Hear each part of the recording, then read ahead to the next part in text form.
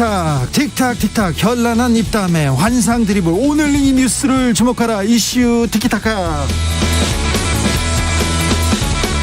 머리끝부터 발끝까지 핫이슈 더 뜨겁게 이야기 나눠보겠습니다. 청코노 최진봉 성공회대 교수. 네, 안녕하십니까, 최진봉입니다. 홍코노 김병민 국민의힘 윤석열 캠프 대변인. 네, 안녕하세요. 반갑습니다. 경민이 우리 멤버가 진짜 이제 모였습니다. 네, 그렇네요. 참 한국 축구 답답하다.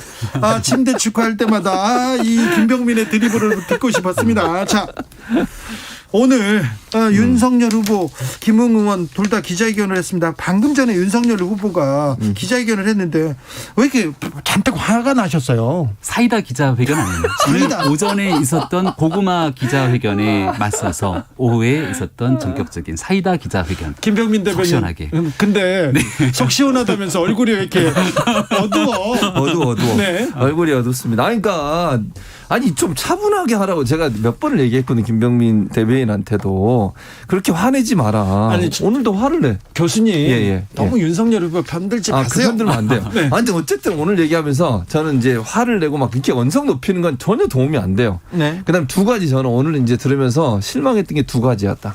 일단요, 그러니까 본인의 억울하게 주장하는 건 알겠어요. 네. 주장할 수 있다고 봐요. 네.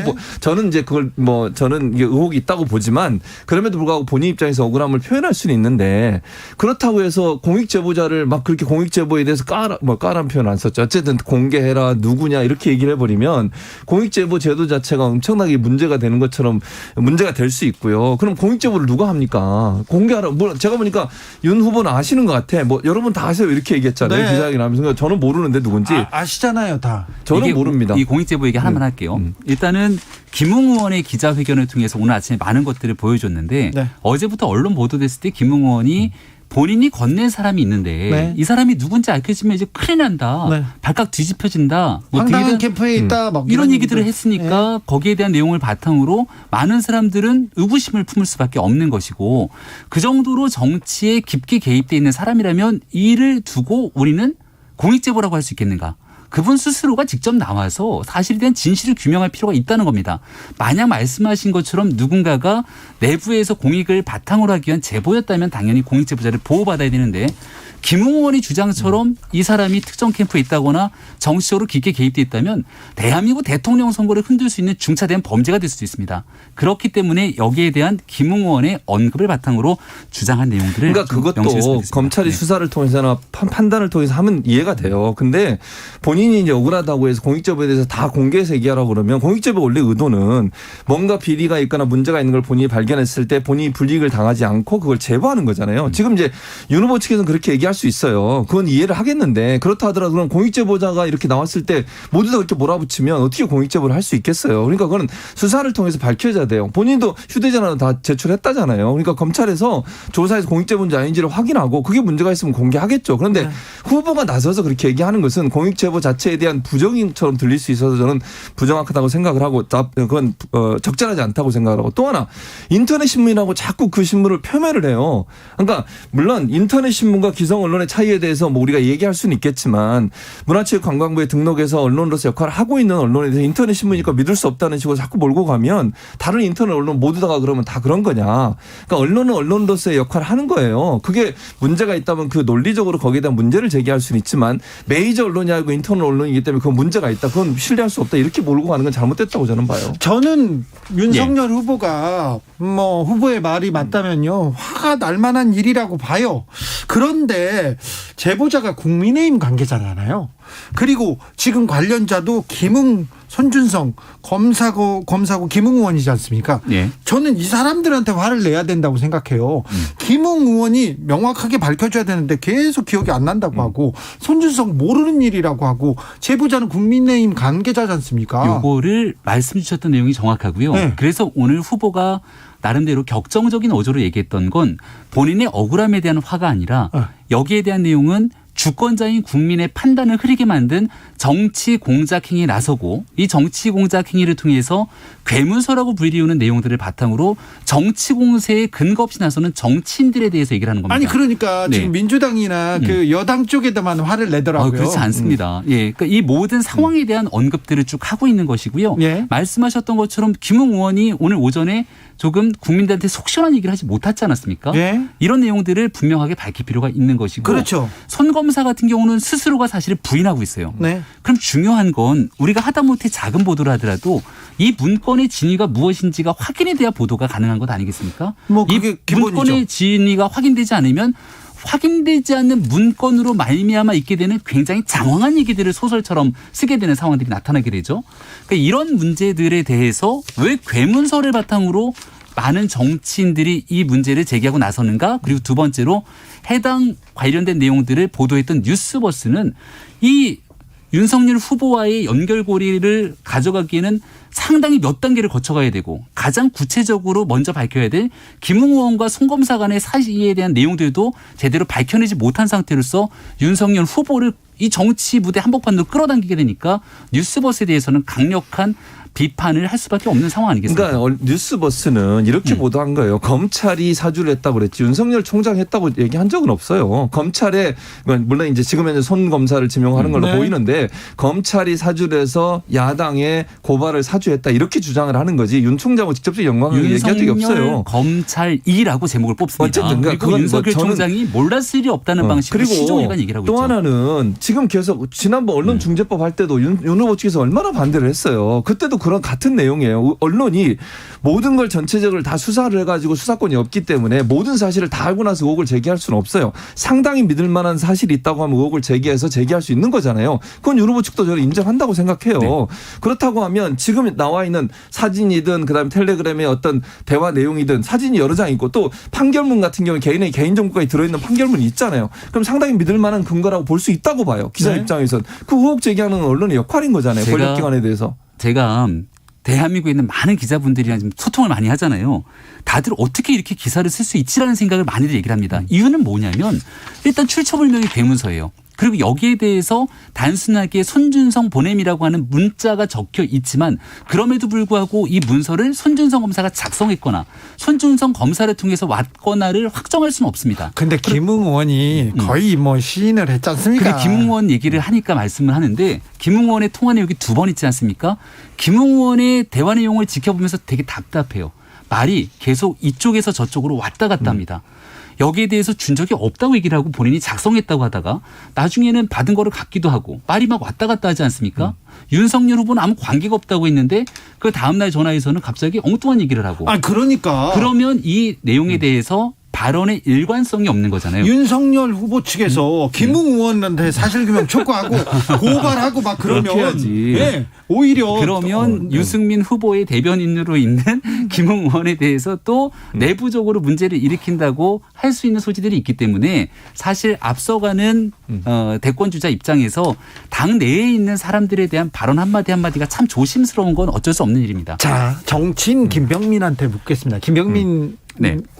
김병민 그 대변인. 대변인이니까 대변인이고 정치인은 태도가 거의 많은 거를 좌우하지 않습니까? 그런데 오늘 기자회견 보고 다 문자가 어떻게 오냐면요. 3716님께서 화내는 것이 요즘 정치 트렌드입니까? 얼마 전 사퇴한다는 의원도 엄청 화내는 거 보셨잖아요. 얘기하고 6333님께서 검사티 났어요. 검사티가 지도자가 돼야 될 분이 검사티 난다는 얘기 계속하고요. 6171님 국민들을 질책하는 것처럼 들리기도 하고 말투가 너무 무서웠어요. 얘기합니다. 5867님 김병민 대변인님 제발 윤 후보님께 사임말 좀 하지 말라고 해주세요. 정말 듣기 어색합니다. 이렇게 하는데 화를 참지 못하는 자가 리더라고 할 수 있는지 무슨 일만 하면 화를 내는 집안이 잘 돌아갈까요? 7849님도 얘기했습니다. 예, 여러 의견들 저희가 다 잘 경청해야 되는 게 맞다고 생각하고요. 주신 의견들 잘 새기겠습니다. 다만 기자회견하는 과정이 이렇게 쓰여진 문구를 다 갖고 들어가서 차분하게 읽고 나올 수도 있어요. 네. 뭐 보통은 참모들이 써주는 글일 수도 그렇죠. 있겠죠. 그 정제된 언어에서 네. 오늘의 기자회견을 말씀드리겠습니다. 본인 얘기할 수도 있는데 사실 윤석열 후보를 향해서 이거 혹시 문제가 있는 것 아니야? 라고 의구심을 제기하는 분들이 있다면 그렇게 정제된 말로 조용히 얘기하고 정제된 답변만 하고 가게 됐을 경우에 사실관계를 제대로 속 시원하게 해명한 게 없네라고 비판할지도 모릅니다. 네. 오늘 윤석열 후보의 기자회견을 통해서 조금 더 격정적인 언어 그리고 거기에 대한 표현 그리고 이러한 모습들이 나타났던 비언어 커뮤니케이션을 볼 수 있었던 건 그만큼 단호하게 이 사건에 대해서 억울한 감정과 함께 그리고 이를 바탕으로 사실관계가 특정되지 않았는데 정치 공세를 나서게 되면 결국 그 피해가 국민에게 갈 수밖에 없다는 얘기를 강조하기 위함이었다. 혹시 정치인들이나 정치권 인사들이 캠프에서 얘기했는데 그거 얘기 안 듣고 윤석열 후보가 혼자 나와서 얘기한 거 아닙니까? 전혀 그렇진 않고요. 그렇지 않습니다. 관련된 내용들에 있는 것들을 거의 그대로 다 얘기했습니다. 지금 오늘 근데, 본 게 윤석열의 본 모습이 윤석열 스타일입니다. 그래서 문제라는 거예요. 그렇게 그러니까 지금 김병민 대변인 말처럼 그게 그러니까 어느 정도 뭐랄까요 유리한 상황이 될 수도 있어요. 그런데 네네. 지금 상황은 아니라고 생각해. 그러니까 무슨 말이냐면 지금 나와서 그렇게 격정적으로 얘기하는 게 억울함의 표현일 수도 있지만 어찌 보면 사람들은 검사 윤석열에서 바뀐 게 없네 이런 비판을 할 수도 있고 또 하나 오늘 내용들을 보면 구체적으로 어떤 해명을 하는 것보다 문서 자체를 모두 다 괴문서로 정의를 해버리고 그 자체가 무조건 잘못됐다고 정치 공작이라고 몰아붙이고 그리고 나서 보도한 언론에서는 인터넷 매체라고 폄훼하고 그리고 아까 말씀드린 것처럼 이제 공익제보자에서 다 공개하라고 얘기하고 이런 식으로 얘기하면 국민적 공감대를 얻어낼 수 있겠냐는 거예요, 제 말은. 네. 4188님께서 추미애 전 장관도 화내고 짜증 많이 냈어요 얘기하시고요. 3239님 괴문서요. 그럼 조선중앙동아가 했으면 인정합니까? 아니요. 그렇지는 않겠죠. 6111님께서 윤석열 후보 좋은 얘기도 좀 해주세요 얘기합니다. 논란을 돌파하는 호연지기 이런 거. 네. 뒷번호 좀 불러주세요. 몇 번 얘기하셨나요? 6111님께서 하셨습니다. 훌륭하십니다. 네, 훌륭하시네요. 아니 이렇게 생각하는 사람도 있어요. 그리고 네. 윤석열은 다르다. 다르게 정면 돌파한다. 이렇게 보는 사람들도 있지 않습니까? 여기에 확실히. 대해서 만약 주춤하는 모습을 보이거나 네? 사건에 대해서 피해가는 모습을 보였다면 반대적으로 아까 말씀드렸던 그런 우려들을 제기하는 사람이 많을 겁니다. 지금 저는 여권의 정치 공세를 보면서 제일 안타까운 게 항상 나오는 게 몰랐을 리 없다. 그랬을 것이다에 대한 가정법, 관심법으로 일관하게 되거든요. 이런 방식으로 정치 공세하잖아요. 지금 나오고 있는 수많은 보도 가지고 혹시 청와대에 나오고 있는 범죄 행위들 아니 각 부처에 나오고 있는 범죄 행위대로 맨날 문재인 대통령에서 몰랐을 리 없다. 대통령이 각성하고 해명하라. 이렇게 정치를 해야 됩니다. 그런 정치 하지 말자고 어느 정도 얘기하고 있는 거잖아요. 지금 대통령 선거 국면에서는 사실관계에 근거해서 앞으로 좀 밝은 모습들 보여드리기 위해서 저희도 노력하고 싶은데 네. 그 내용들을 한번 정치 공세를 끊어주기 위한 일환으로 오늘 강조된 모습을 보여드렸다고 근데 생각합니다. 저는 이렇게 생각해요. 김병민 대변인 지금 입장이 바뀌어서 저런 건데 반대로 한번 생각해 볼게요. 만약 민주당이 후보한테 이런 일이 있었다. 국민의힘이 이보다 제가 볼 땐 더 심하게 했을 거예요. 만약에 그렇다고 하면. 그러니까 이게 지금 이제 김병민 대변인 입장에서야 당연히 윤석열 캠프 입장에서는 그런 억울함이 있을 거라고 생각은 해요. 사실관계는 아직 확인이 안 됐으니까 검찰이 수사하고 또 이제 대검이 진상조사하고 감찰에서 어떤 경우가 나올지는 지켜봐야 되겠지만 그렇다고 해서 이건 모두 다 정치 공작으로 일방적으로 몰아갈 수는 없다고 저는 생각해요. 그러니까 의혹은 생긴 거고 의혹에 대해 상당히 믿을 만한 여러 가지 자료들이 나온 상태예요. 아까 제가 말씀드렸지만 판결문 같은 경우는 일반인은 볼 수도 없는 내용이에요. 그런 내용이 같이 첨부돼 있다고 하는 것은 이게 뭔가 사실관계에 가깝지 않겠다는 의혹이 생길 수밖에 없어요. 거기에 대한 논리 정연한 해명이 필요하다고 저는 보는 거예요. 근데 윤석열 네. 캠프에서 이 사건이 터졌고 이게 뉴스버스도 뭐 민주당이나 야권 성향의 매체라고는 볼 수 없고요. 그다음에 예. 중간에 등장인물도 김웅 의원 그리고 제보자도 국민의힘 사람이고 이거 당내에서 권력 투쟁하러 윤석열 후보를 좀 누르기 위해서 지금 당내 권력 투쟁으로 보고 있습니까? 아니면 이거는 어떻게 파악하고 있어요? 당내 권력 투쟁이라는 것은 전혀 상상하기 좀 어려운 측면이라고 보고요.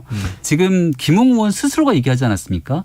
제보자가 누군지 밝혀지게 되면 황당한 캠프 운운했기 때문에 그 사실이 분명히 드러날 것이다. 근데 황당한 캠프를 또 얘기하지도 못했어요. 그러니까 김웅 의원이 조금 더 솔직하고 자신 있게 얘기를 했으면 어땠을까. 저는 오늘 아침 기자회견을 보면서 이런 생각을 했어요. 공익제보를 보호해야 되지 않습니까? 하지만 지금은 김웅원이 전달한 사람과 그 전달을 받은 사람이 공익제보를 했다는 것에 같이 연결될 수 없습니다.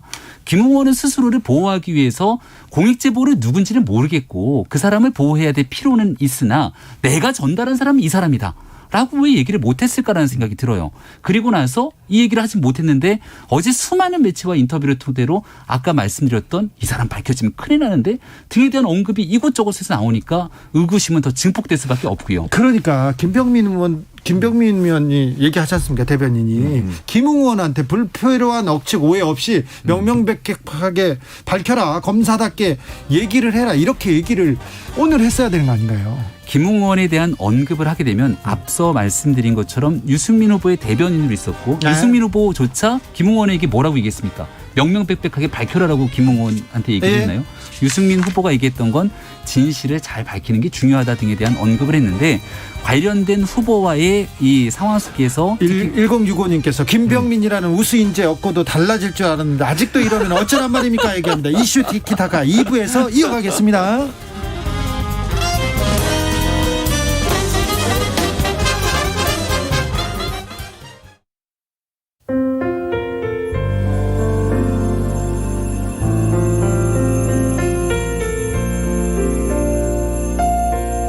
KBS 라디오 연중기획 희망충전 대한민국 446번째 이야기.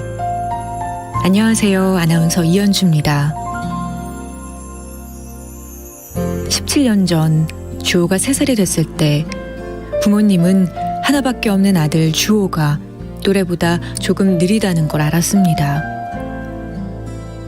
결국 주호는 청각장애와 자폐성 장애 진단을 받았는데요. 올해 20살이 됐지만 할 수 있는 말은 그저 좋아요와 싫어요 뿐입니다. 누군가의 도움 없이는 정상적인 생활이 어려운 주호. 든든한 지원군이었던 아빠가 안타까운 사고로 세상을 떠난 이후로는 엄마 혼자 생계를 책임지면서 주호를 돌보고 있습니다. 무릎 통증이 심해지면서 거동이 힘들어진 엄마는 언제까지 이 생활이 지속할 수 있을지 걱정입니다. 세상의 유일한 가족인 주호와 엄마가 지금의 걱정을 한시름 덜어내고 희망을 마주할 수 있도록 여러분이 사랑을 전해주세요. 코로나19 여파로 사례자와 취재팀의 안전을 위해 사연으로 대신 전달합니다. 여러분의 따뜻한 손길이 희망의 빛이 됩니다. ARS 060-700-1580 060-700-1580 한 통화 3,000원으로 희망을 선물해 주세요. KBS 라디오 연중기획 희망충전 대한민국은 초록우산 어린이재단, 인탑스 주식회사 그리고 청취자 여러분과 함께합니다. ARS 060-700-1580 한 통화 3,000원입니다.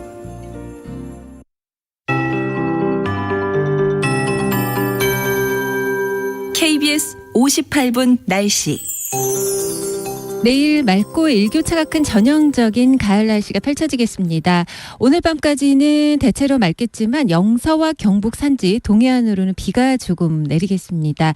이제 일교차가 크게 벌어지겠습니다. 모레까지 대부분 지역의 기온차가 10도 이상 크게 나겠습니다. 낮과 밤의 기온차가 10도 이상 나니까 건강관리에 유의하셔야겠습니다. 어느덧 9월도 초반부가 슬슬 지나가고 있는데요. 여름을 정리해야 하는 그런 시기입니다. 내일 아침 기온 서울과 강릉 19도로 20도를 밑돌겠습니다. 전국적으로 15도에서 22도의 분포로 영서 지역이나 강원 산간 등 15도 안팎까지 내려가는 곳도 있겠습니다. 내일 낮 기온은 서울과 전주 29도로 조금 덥겠고 대전 28도 등 전국적으로 26도에서 30도로 늦더위가 있겠습니다. 대기가 습한 가운데 밤사이 기온이 떨어지면서 오늘 밤부터 내일 아침 사이 내륙을 중심으로 가시거리 200m 이하의 짙은 안개 끼는 곳이 있겠습니다. 지금도 짙어지는 곳이 많은데 그 밖에 대부분 지방도 안개가 짙기 때문에 내륙에 위치한 공항 이용하실 분들 운항 정보 확인하시는 게 좋겠습니다. 내일 전국적으로 26도에서 30도의 낮 기온 보이겠고요. 오늘까지 동해안과 제주 해안 너울성 파도 높습니다. 지금 서울의 기온은 24.7도입니다. 강혜정입니다.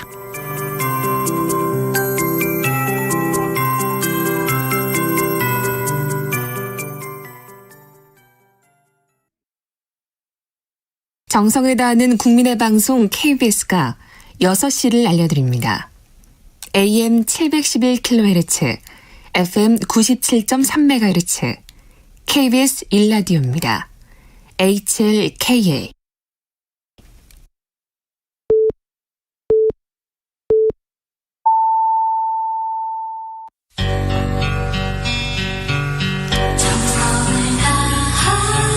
정성을 다하는 국민의 방송 KBS 주진우 라이브. 그냥 그렇다고요. 주진우 라이브 함께하고 계십니다. 지역에 따라 2부에서 합류하시는 분들 계시죠? 어서 오십시오. 어서 와서 자리에 앉으세요. 7시까지 계속됩니다. 못 들으신 분은요, 유튜브에서 주진우 라이브 검색하시면 들으실 수 있습니다. 일단 라디오 정보센터 다녀오겠습니다. 조진주 씨. 지난 6월 낮술을 마시고 부하 직원과 심한 언쟁을 벌인 공정거래위원회 국장에 대해 인사혁신처 중앙징계위원회는 정직 2개월의 징계 처분을 결정하고 공정위에 이를 통보했습니다.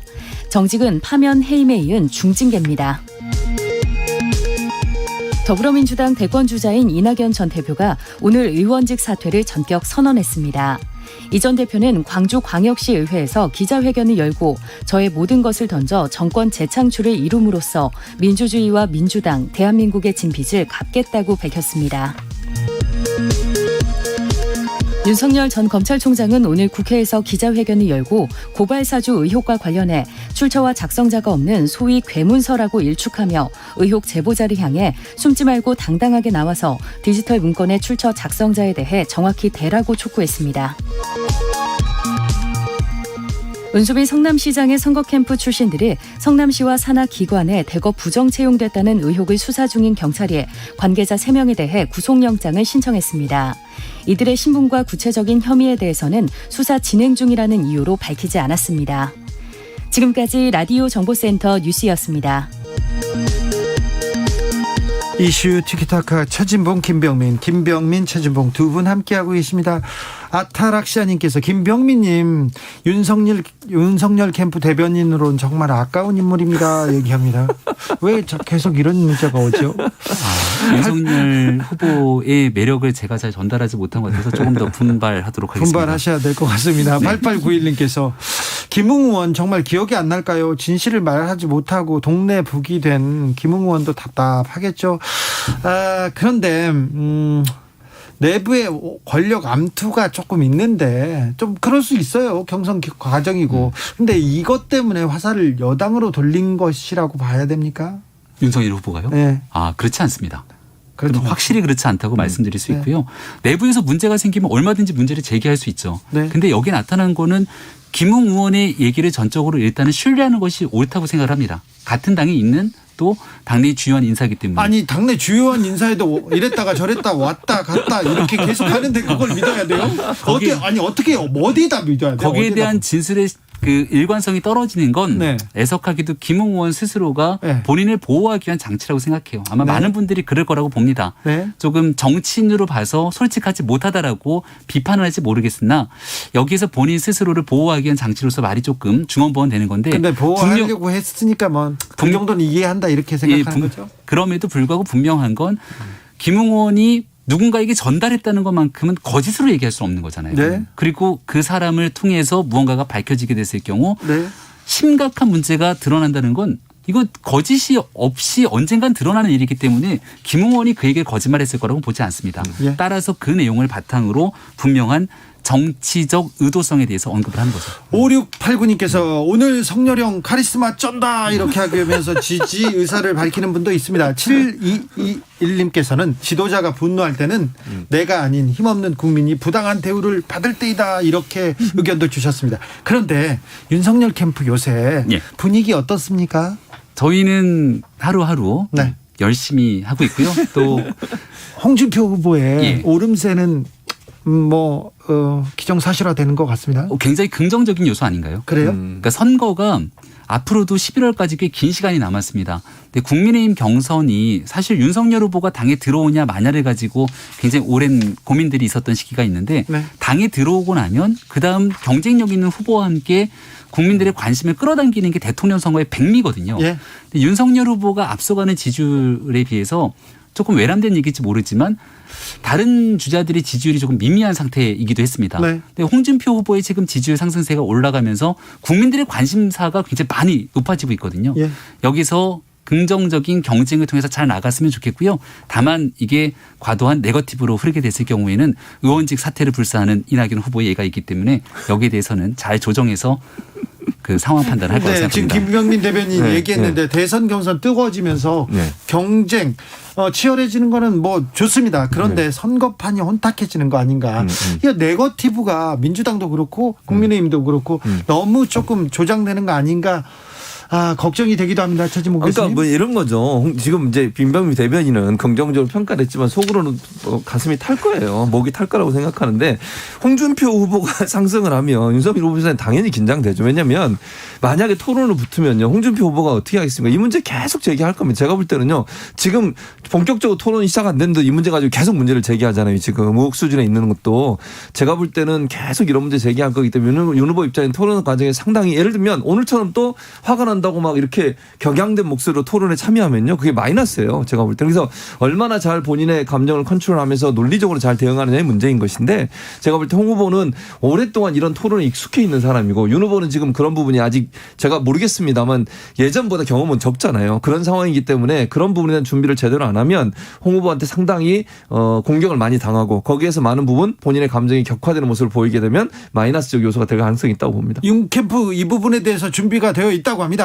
네, 토론 시작되고 나면 아마 윤석열 후보가 이렇게 토론을 잘하는 사람인 줄 이제 알았네라고 평가하시는 분들이 저는 꽤 있을 거라고 봅니다. 그 토론은 말을 가지고 그냥 뭔가 사람들한테 시원하게 얘기하는 것으로 끝나는 것이 아니고 자기의 생각을 바탕으로 지도자로 국민의 마음을 얻는 일 아니겠습니까? 저는 왜 많은 분들께서 홍준표 후보가 토론을 잘할 거다라고 규정하는지 잘 모르겠어요. 2017년 대통령 선거 토론 때 옆에 있는 많은 후보들이 홍준표 후보와는 얼굴 보지 않고 토론하겠습니다. 이렇게까지 얘기하기도 했고 홍준표 후보가 말을 조금 강하고 강렬하게 얘기하면서 토론을 통해서 득점 포인트를 얻지 못했다라고 평가했던 분들이 상당했던 거로 기억을 합니다. 아마 이번 대통령 선거 국면에서 진짜 어려운 코로나 위기 국면을 돌파하면서 새로운 나라를 건설할 수 있는 지도자의 모습을 보여주는 게 토론을 잘하는 후보의 모습일 텐데 윤석열 후보가 생각보다 굉장히 잘 준비되어 있는 면모들을 보여줄 거라고 확신합니다. 말 잘하는 것으로 빠지지 않는 윤석열 후보이기도 합니다. 당신이 옳다님께서 홍준표 후보가 공격하면 뒷목 잡고 쓰러질 것 같은데 얘기합니다. 1529님께서 윤석열 잘한다. 역시 검찰총장답다. 보통 치는 모습 누구세요? 멋지다. 이런 분도 있습니다. 이런 의견도 있어요. 예. 아마도 토론이 시작되고 나면 윤석열 후보가 그리고 시원시원하게 얘기를 하거든요. 토론에서 논리 정연하게 많은 얘기들을 한다고 해서 그 얘기들이 잘 기억나지 않는 경우들도 많습니다. 저는 윤석열 후보 하면 제일 먼저 떠오르는 게 지난 국정감사 때 얘기했던 국민들 시원하게 만들어냈던 얘기들이 있지 않습니까? 네. 저한테 옛날에는 안 그러지 않았습니까? 라는 네. 뭐 여러 가지 명언들이 있는데 이번 토론에서도 충분하게 홍준표 후보가 뭔가 부정적인 네거티브 요소를 끌어내리려고 해도 절대 거기에 넘어가거나 하지는 않을 거라고 생각합니다. 김 대변인. 네. 사실 너무 시원하게 얘기할까 봐 걱정하시잖아요. 그렇진 않고요. 아니 저는 이런 것도 있어요. 뭐냐면 정치를 오래 했으면 과거에 했던 발언 때문에 지금 하는 나의 얘기가 모순되는 경우들이 발생합니다. 근데 윤석열 후보에 대한 강점은 과거부터 지금까지 꽤 일관된 길들을 걸어왔다는 거잖아요. 최근에 홍준표 후보가 노무현 대통령의 모습들을 계속 얘기를 하더라고요. 네. 봉하마을도 가고. 근데 2017년 대통령 선거 때인가 문재인 대통령을 향해서 자기 대통령이 뇌물 먹고 자살한 사람. 이렇게 표현했던 게 홍준표 후보의 모습이기도 합니다. 근데 이게 만약 토론 국면에 들어가게 되면 과거에 했던 말이 본인의 지금을 발목을 잡을 수도 있는데 윤석열 후보는 정치를 이제 시작하면서 과거에 했던 내용들의 일관성들이 이어지고 있는 터라 이런 면에서의 장점도 있다는 점을 말씀드립니다. 조건쪽은 참 드리블 잘해요. 근데 일관성이 유지되는 건 아니고요. 그러니까 예전에 검찰청 처음 시작할 때와 나중에 이제 추중 갈등이라고 소위 얘기하는 법무부 장관의 갈등 과정에서 여러 가지 바뀐 모습도 있고 또 박근혜 전 대통령에 대한 평가도 바뀌고 있어서 제가 볼 땐 그 부분도 공격 포인트라고 보고 이제 김병민 대변인 대변이냐 당연히 이제 윤 후보 입장에서 얘기하실 거니까.